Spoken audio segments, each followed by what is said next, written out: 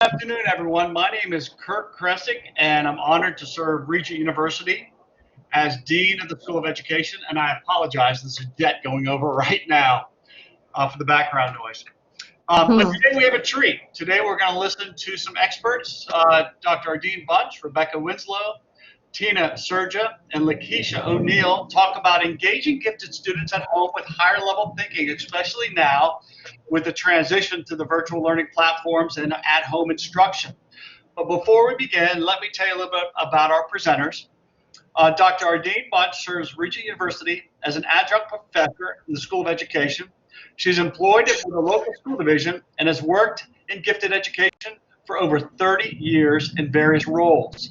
She has presented at annual conferences such as the National Association for Gifted Children, and most recently, she was in Albuquerque, New Mexico, and spoke on the topic of the social and emotional needs of gifted students. She is a member of the Virginia Association for the Gifted, for the Education of the Gifted, the BAG, and has presented at workshops for the organization on the topic of gifted instruction, identification, and placement in underrepresented and under-resourced and underserved populations. She's a certified facilitator of parent groups using the supporting emotional needs of the gifted. It's the SENG model. And in July, she presented at the World Gifted Conference in Nashville, Tennessee, and had the opportunity to interact with gifted educators from all over the world. We also have joining us as a moderator today, Rebecca Winslow. Ms. Winslow is the parent of 2 gifted children and is currently employed as an elementary gifted resource teacher in the city of Virginia Beach. She taught grades 1 through 5 and is also supporting the emotional needs of the gifted model parent group trained facilitator. We also have joining us as a moderator, Tina Surja. She's in her 28th year as a middle school educator with 13 years experience in gifted education. She is a Regent University alum with an MED and with a concentration in gifted education. And she's the mother of 3 gifted identified children. She currently serves as the gifted resource teacher at Lynn Haven Middle School. And finally, joining us as a moderator, Lakeisha O'Neill. Ms. O'Neill is a gifted resource teacher at Tallwood High School, and prior to that served as a gifted resource teacher at Tallwood Elementary School. She earned a bachelor's degree from Virginia Wesleyan, master's degree in education from Regent University, with a gifted endorsement from the University of Virginia. She's passionate about education with a goal to challenge every student every day to reach their highest potential. And she's the parent of 2 gifted girls. So it's a pleasure to welcome Dr. Bunch, Rebecca Winslow, Tina Surja, and Lakeisha O'Neill, who are going to talk about engaging gifted students. Now, for those of you who are watching today and participating, there will be a Q&A, question and answer session at the end of the presentation. If you have questions, you can go to the chat feature and type them in, and they will be answered at the end of the presentation. So again, I want to thank everyone for joining, and without further ado, I'm going to turn it over to Dr. Bunch. Thank you, Dr. Kresick. At this unprecedented time of uncertainty, gifted students are naturally concerned. Schools are closed, but learning must continue. Not only are the gifted students feeling the pressure of meeting or exceeding academic expectations without the daily routine of their classroom environment, but parents can't overlook the social emotional attributes, which may include high expectations of themselves, a strong sense of justice, perfectionism, sensitivity, depression, intensity, and yes, even underachievement. Helping your gifted child continue their academic learning and helping them meet their social emotional needs at home can feel overwhelming. Today, we're going to present a few ideas about helping your higher level learner at home as a panel of gifted educators, and they are gifted, will give a few suggestions to help parents as they navigate the resources available to engage your gifted student. So we have 3 goals for our session. We're going to share ways to nurture and support learning at home. We're going to talk about the social emotional needs of gifted children, and we're also going to share some resources that enhance critical thinking skills. Okay. You can turn it, Ashley. Okay. Parents and families are teachers at home and can be among the most important sources of support and enrichment. But the program you provide at home, it's got to work for you. Your gifted child is no longer confined to the classroom, moving from subject to subject or class to class on a rigid schedule. And now they can explore whatever they choose. It's a dream come true. Put yourself in your child's shoes. This is a very difficult time, but it may turn into a positive experience. Think about the essential skills your child needs to advance to the next grade. Check. They're doing that with their classroom teacher, whether they're online with a Chromebook or if they've received packets. Most likely, those are the essential skills that the school division has put out as needing to be accomplished.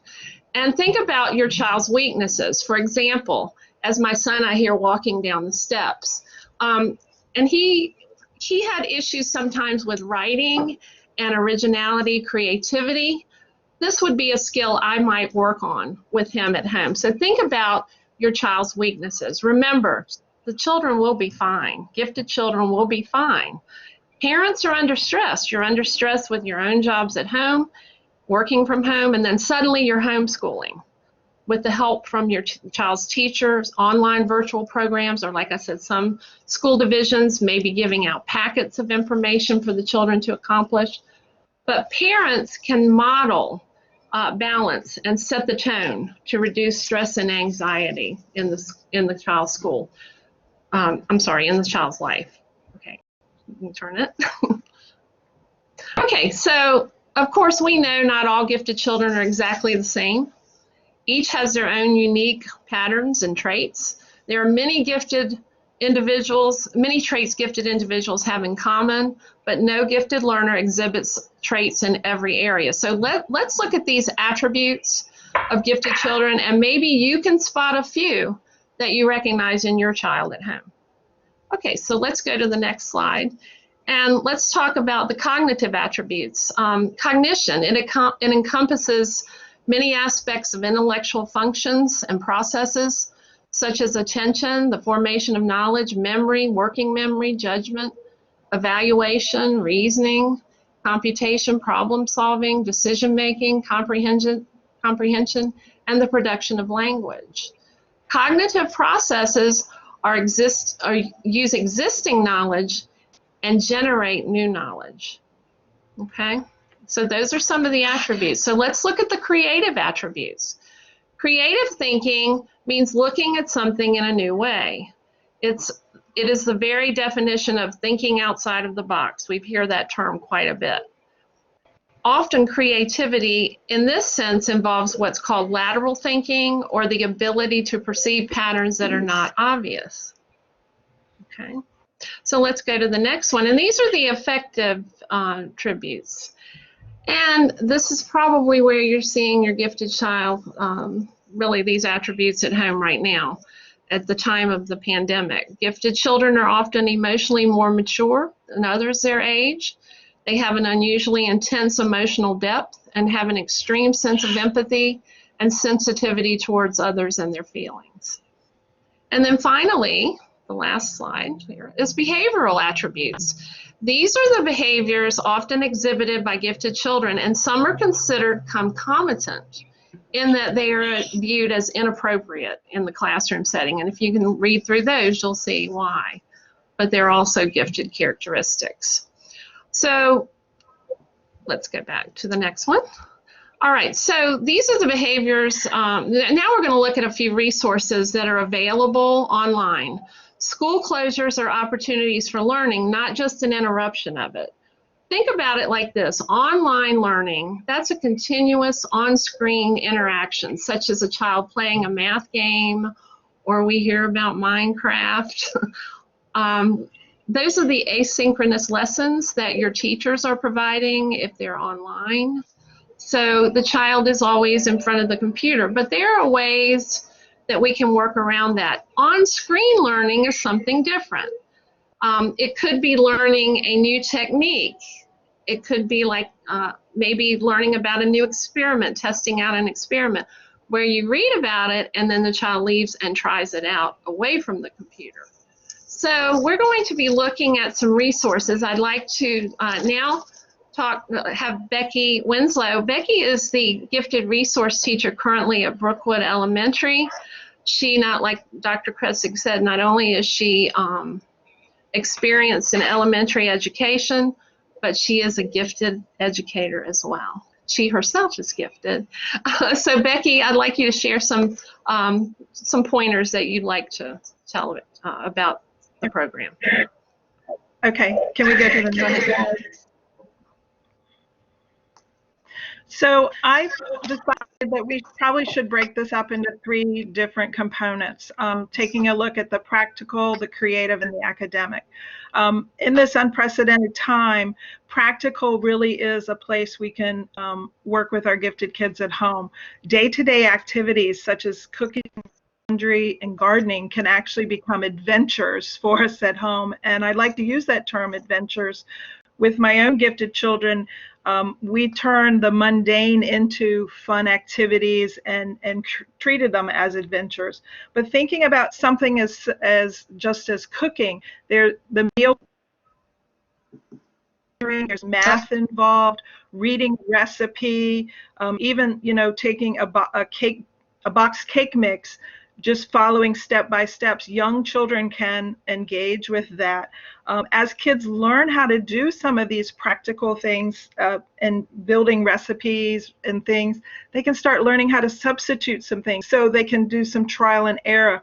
And gifted kids love to try that activity of, what if I use less sugar and something different. Of course, all of these can be tailored to age-appropriate learning. Laundry, very, very young kids can sort by color and just be a part of that. So all of this would include reading, math, and time management. The creative aspect is, getting kids an opportunity to utilize their creative thinking, creating something out of materials. Cereal boxes can be turned into amazing things. Making up stories, acting them out, creating a new board game for a family to play, or just playing a board game that you have at home, but making up new rules for it. Gifted kids like to have some of their own set of rules, and so that can be, any board game can be changed that way. With the academic piece, the teachers already have a lot of things planned for their students, so we can work on those items that the teachers have planned. One way to help engage in that is allow the student to teach the parents, and that reinforces the learning. This is a great time for some independent study of topic of interest. Thank goodness we do have the internet that we can research things that we're interested in and find a new passion, so to speak.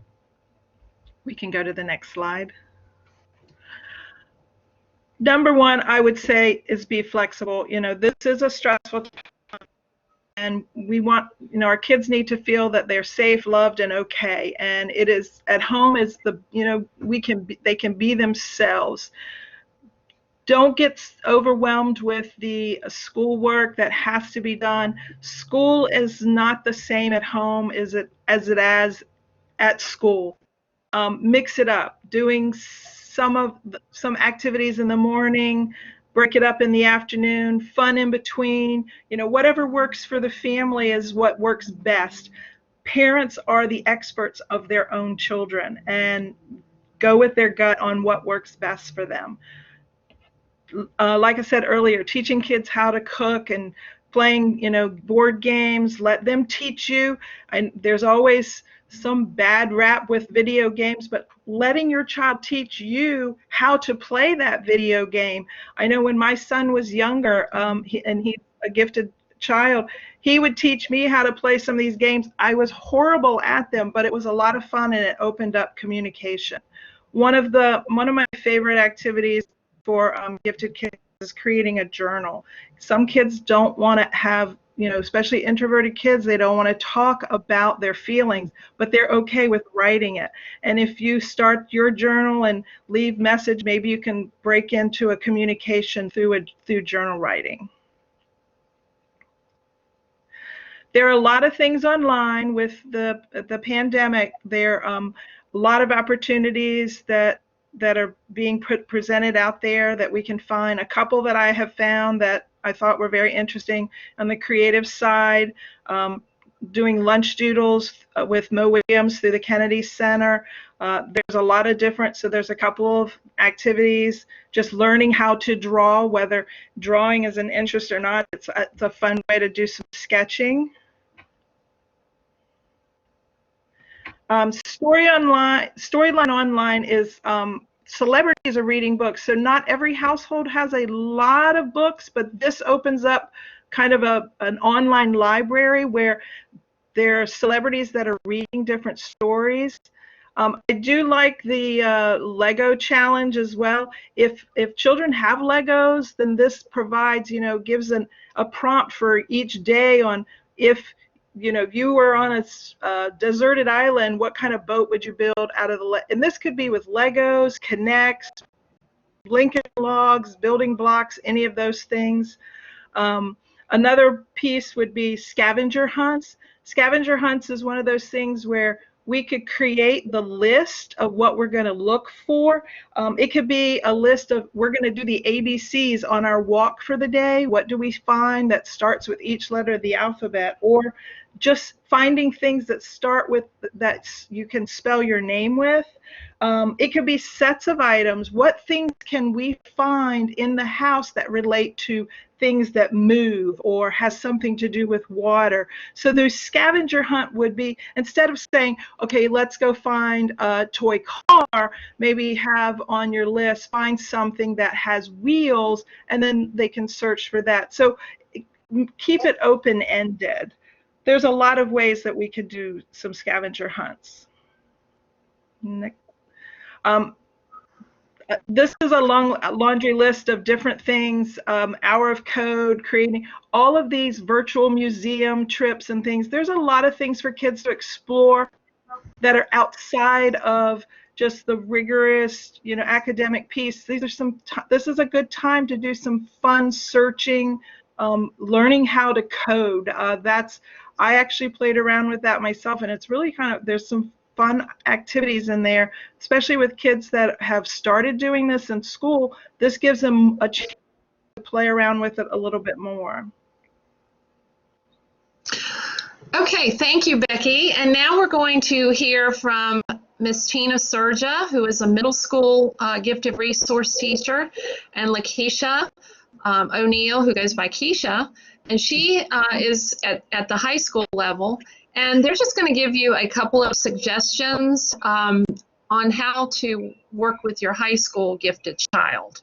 Keisha and I think Tina and Becky, we all, we did all we could, and now our kids are in college. Becky, her child graduates this year, and Keisha, her daughter's graduating this year from college.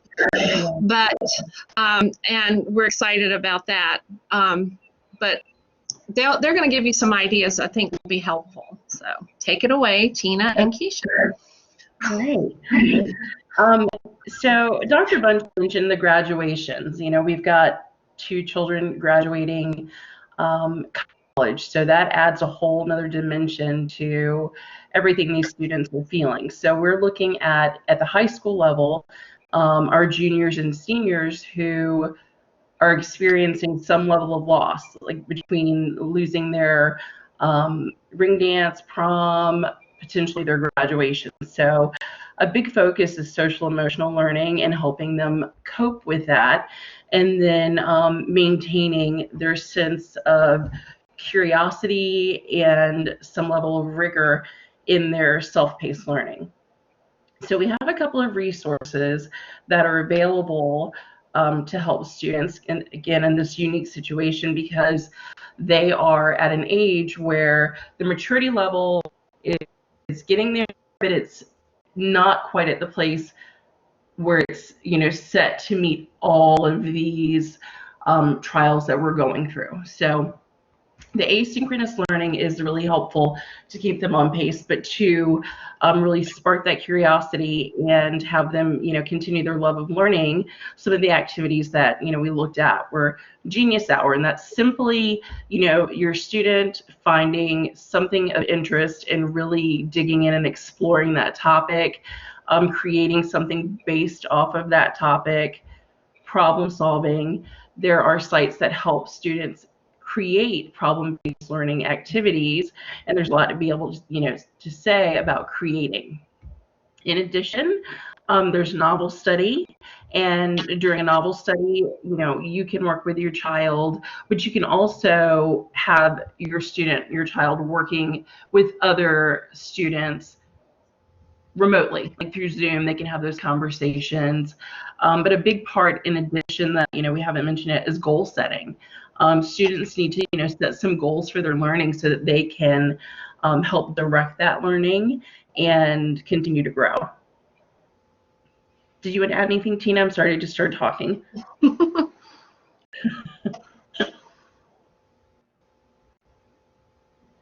Tina?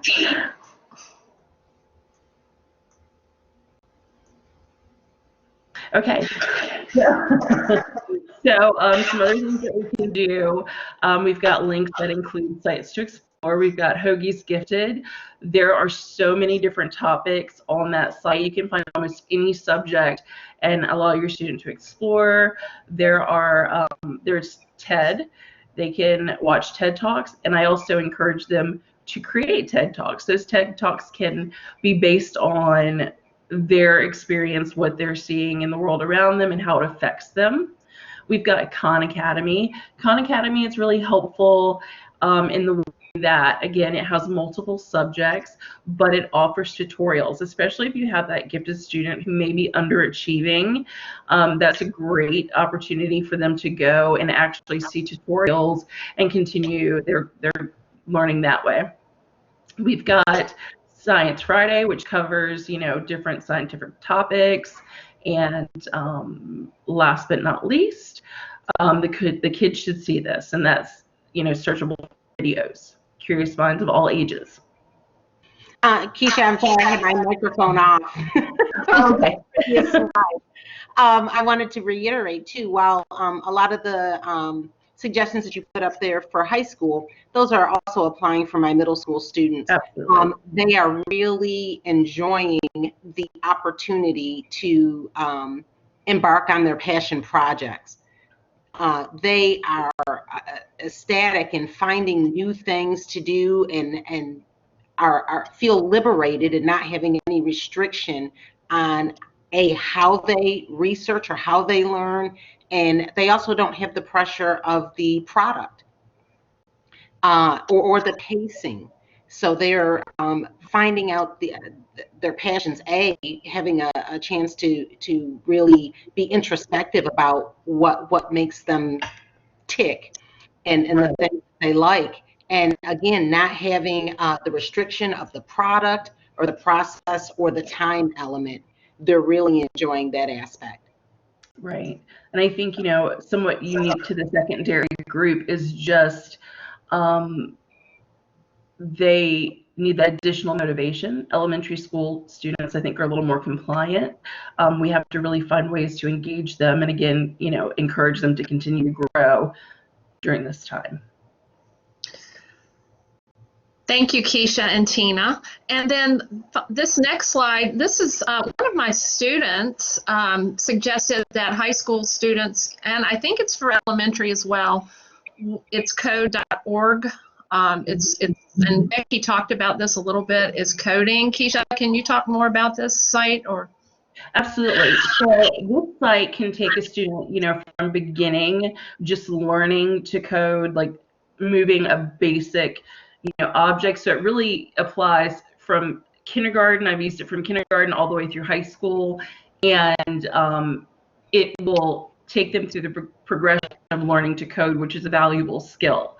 So again, it's something that would be beneficial to all different age groups, and would just take them through the process of coding by doing. And I think this site, Keisha, is I know a lot of elementary schools are students are exposed to Scratch. This is kind of Scratch on crack, if you will. It takes it to a whole nother level. So if they have that basic coding skill, language they're familiar with, code.org really takes them to the next level. Okay, so we need to include that on our resources. That'd be great. Okay, thank you. And then our next slide, if you'll talk a little bit about this, Keisha, about social emotional learning with the high school. You touched on it a little bit. Yeah, I did. And like I said, our students at that level are, thinking about different things or thinking about their future, and they have access to this information instantly. It's much different than, when many of us were growing up, where, it could even be kind of filtered. Kids can be sheltered. They are exposed to everything. So it's really important to remember how deeply gifted students feel, how they think about, justice in the world, and how they think about just world problems. They're looking at, the whole world, and we are seeing situations that are hard for adults to understand. So I think it's really important to take that time to look at real world problems, to discuss those problems, not to shy away from them, and then consider again, maybe looking at problem solving, looking at ways to help them think of solutions to what's going on in the real world. That way it kind of takes maybe a little bit of that hopeless feeling away. In addition to that, self-exploration, that's a great time to, get to know yourself. You've got a lot of time on our hands. And there are different self-assessments that you can take that tell you a little bit more about yourself and might help them cope as well. Okay, thank you. Tina, did you have anything to add to that about social emotional learning? Or again, I think I know that my elementary school going into middle school, Scholar is having a hard time with not seeing his peers. Anything that you could do to try to connect with your peers, have your child connect with their peers, any kind of platform, supervised, of course, would be so helpful. I think that he's so highly social that just the family stimulation is just not enough for him. So any way that you could try to link your Scholar with their friends to get that external socialization would be key. thank you. We just thought maybe you would be interested, if you didn't know this, SATs for high school students have been canceled. And the website I've put up here, and if you wanted to find information about that. The next slide is about AP testing. And the AP exams have now gone online, and I've included that website there for updates. There's also a webinar explaining. When I told my son this, he was sort of excited, but again, he's a college freshman, actually a sophomore, he told me, even though he's a freshman. He said, I wish that had happened when, for me, because he likes to be alone. He concentrates better. So that's how they're working that. And the next slide, these are some additional sites. The NAGC, the National Association for Gifted Children, they have a lot of information for parents right now. That's an excellent source of information for the parents of gifted children. We mentioned Becky and I are we're certified, and Keisha too. Yes. We're parent facilitator for parent groups. The Supporting the Emotional Needs of the Gifted and Twice Exceptional is a wonderful organization. Right now, of course, they have a lot of information. And then finally, there's good information about talking with children on the CDC site, so that's there. And if you want additional information, we have a lot of websites Keisha provided for high school students, both intellectual and also for the affective attributes. So, and I think that wraps up our program today. And if you have any questions, we'll be here to answer them. If you'd like to contact me for additional resources, my email is up there. the region up there is the region email is up there, and please feel free to do that. But thank you for joining us today. Thank you, ladies, for helping. And we'll take questions now. Are there any questions? Dr. Bunch, it was well covered, and thank you so much for all the information. Just want to let everyone know out there also that if they're interested in getting a certificate of attendance, which some teachers are using for professional development points, Yeah. you can let us know. You can let Rachel Copeland know at her email address that's in the chat section, and we will get you a certificate of attendance.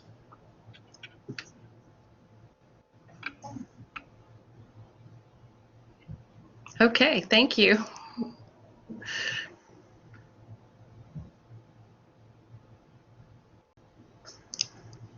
Well, it looks like we don't have it looks like we answered all the questions. Hey. We must have. That's amazing. Yeah.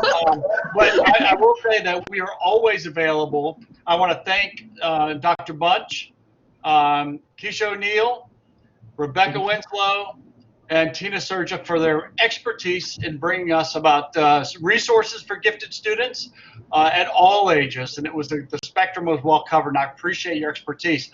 I wish all of you the best. We pray that schools are open soon. Oh, we have a hand raised. Let's see what we have here. I think Gretchen just came across. Gretchen, are you there? Okay. Can you see? It looks like Tiffany. You see that question? I did something about legal issues. Yes, for elementary students, there are some legal issues about connecting through Zoom through the school. But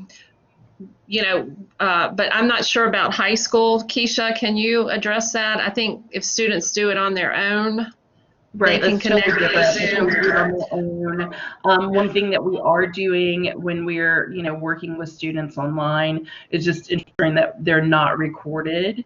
But other than that, I mean, supervise with the younger kids, Google Meet or something like that, where parents are there and they know they're safe. But as far as the legality on the teacher side, it's mostly just keeping that confidentiality and ensuring a safe learning environment. Right.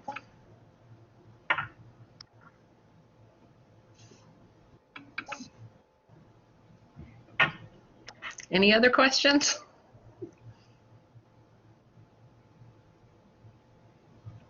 Okay. All right. Thank you so much. It was a pleasure to listen and to see everyone today. And again, fingers crossed and prayers that we will be back open this fall and get all the kiddos back in school and on the routine. God bless Thank you. everyone and take care. Thank you so much. Thank you.